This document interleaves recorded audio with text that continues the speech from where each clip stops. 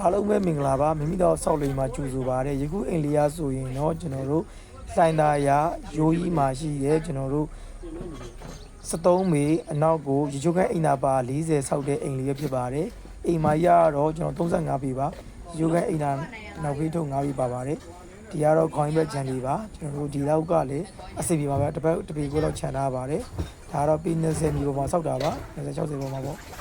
ဒီထဲမှာရှိတဲ့ပရင်းပေါက်ဒီအားလုံးကိုအရှင်ကချွန်းနှကားနဲ့ရင်ခွဲတွေပြောင်းလိုက်ပါတယ်တစ်ချက်ကိုသိမ်းလိုက်ပြရပါတယ်ဒါဆိုရင်ဝင်လိုက်ပြီဆိုတာနဲ့ကျွန်တော်ပထမဆုံးတွေ့ရမှာကဖျားကန်လေးဖြစ်ပါတယ်အရှိမဖျားကန်လေးကတော့ကျွန်တော်နဲ့ကျင်းသွားတယ်အရှိမဝန်တာသုံးမိတ်ထုတ်ထားလေးပြီးလို့ပါအရှင်ဝန်တာဒီနေ့မှကြိုက်ပါတယ်ဆိုလို့ပါဒါတွေကတော့ကျွန်တော်တို့အေကန်ဖျားကန်လေးဖြစ်ပါတယ်ပထမဆုံးတွေ့ရမယ်ဆိုရင်တော့ကျွန်တော်တို့ဒါပထမအေကန်တစ်ပဲဖြစ်ပါတယ်ဆက်ပြီးလုပ်ပေးထားပါတယ်ဒီကောင်ကစတီဒေါ်လေးပဲဖြစ်ပါတယ်ကျွန်တော်ကလေးတော့သူတို့ကလိုက်ပေးရတာပေါ့လေကျွန်တော်တို့ယုံကြည်စွာအလုပ်အနှံတော့အရှင်မကျေးဇူးပါခင်ဗျာအလုပ်ကအလုံးစင်ပြပါစေလို့တောင်းပေးပါတယ်နိုင်ငံခြားနေပြီးတော့TikTokကတွေ့ပြီးတော့ကျွန်တော်ယုံကြည်ပြီးတော့အပ်တာပေါ့လေ Facebook တွေပိုင်းတော့မသိဘူး TikTok ပဲသိတာဆို TikTok နဲ့ပဲအဲ့လိုအပ်လိုက်တာပါတယ်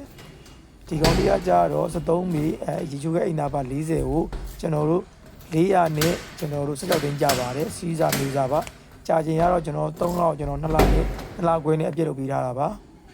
ဒီချိန်ကလေဒီချိန်မတိုင်ခင်ရချိန်လေးလည်းဖြစ်ပါတယ်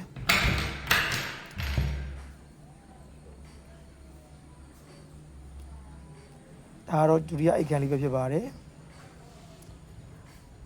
ယခုအလေးလေးစောင့်မယ်ဆိုရင်ကျွန်တော်တို့မိမိသားစုခွန်40 890 190ကိုစုတင်နိုင်တယ်လို့ခွန်40 890 890 190ကိုစုတင်နိုင်ပါတယ်ရုံငန်းဆိုရင်တော့အရှိတကုံတောင်တကုံမှာလည်းရှိပါတယ်ခင်ဗျ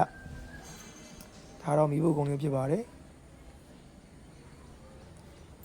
ဒါတော့ကျွန်တော်တို့ရိုးကန်းလေးဖြစ်ပါတယ်ငါးဒီမှာဖြစ်သွားဒါတော့နောက်ဖေးပဲဖြစ်ပါတယ်ခုနှစ်သားမီလောကအောင်စင်ပါစေကျွန်တော်တို့လိုမျိုးပြန်တော့